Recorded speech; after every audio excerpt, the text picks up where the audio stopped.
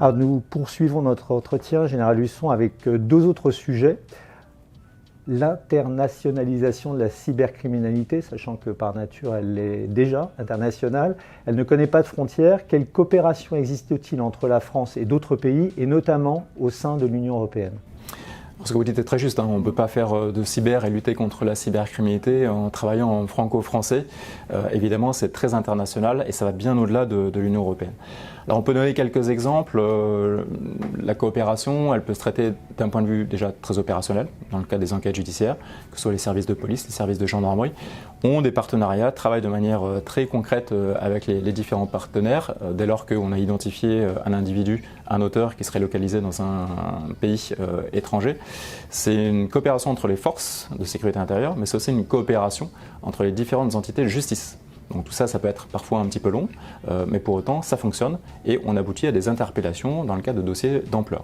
J'en profite d'ailleurs pour rappeler qu'il est important de déposer plainte. Ce n'est pas parce qu'on est sur un sujet qui est lié au cyber qu'on n'arrivera pas à trouver les auteurs.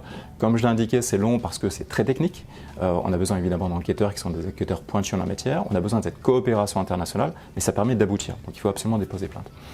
Mais cette coopération, on peut l'avoir aussi dans le domaine très technique. On a besoin là aussi d'être très allant sur les technologies qui vont être utilisées par les adversaires notamment. Je pense en particulier à un dispositif qui s'appelle Cerberus, un dispositif de cassage de mots de passe. Le ComCyber du ministère de l'Intérieur est pilote en la matière, bénéficie de fonds européens, travaille aussi avec l'ensemble des partenaires européens et aujourd'hui on a un dispositif qui est mis à disposition de l'ensemble des forces au niveau européen. Mais cette coopération, on peut l'avoir aussi dans d'autres domaines. Je pense notamment à celui de la formation. On a parlé tout à l'heure du Centre national de formation cyber. Là aussi, pour vous donner un exemple, nous avons développé une formation à destination de pays européens, mais pas que. Un workshop crypto où en fait on forme pendant une semaine des enquêteurs sur la traçabilité des cryptoactifs. Nous l'avons effectué déjà 3 reprises depuis la création du ComCyberMI. Et sur la dernière session qui date d'il y a quelques semaines, nous avions 32 enquêteurs en provenance de 23 pays différents, essentiellement de l'Union européenne, mais également en provenance aussi d'autres pays, notamment des États-Unis. Et puis peut-être un quatrième aspect qui est celui de la stratégie.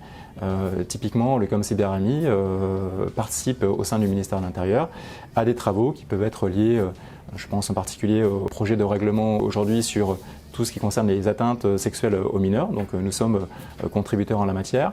Nous participons aussi à des travaux en termes de réalisation d'une convention sur le modèle de la Convention de Budapest au niveau européen, mais cette fois-ci à un niveau supérieur au sein de l'ONU. Donc on a vraiment une action qui est très, très globale. Et cette coopération internationale, elle doit s'aborder de manière très vaste et très générale. On a le sentiment que la France est très souvent pilote dans ces différents domaines de coopération. Alors la France a son rôle à jouer dans tous les domaines. Elle peut être parfois en contribution, elle est parfois pilote aussi sur un certain nombre de sujets.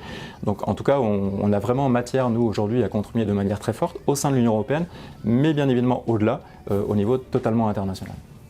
En dernière question, vous en avez d'ailleurs fait allusion précédemment, la formation, la sensibilisation. Alors, les cybercriminels ont un point d'entrée qui est assez facile, c'est l'utilisateur même du système d'information et particulièrement au sein des entreprises.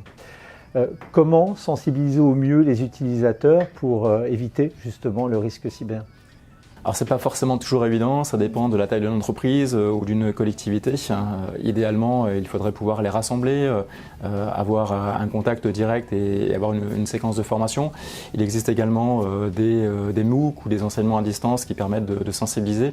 On peut avoir également un certain nombre de campagnes, des campagnes de phishing pour voir comment les personnes réagissent. L'idée c'est pas de les pointer du doigt, mais c'est d'en tirer des enseignements et ensuite des retours d'expérience. Donc tout ça, ce sont des exemples. Mais on peut aussi donner un certain nombre de conseils pour les utilisateurs. Et parfois des choses qui sont très basiques, mais c'est toujours important de les répéter de manière régulière.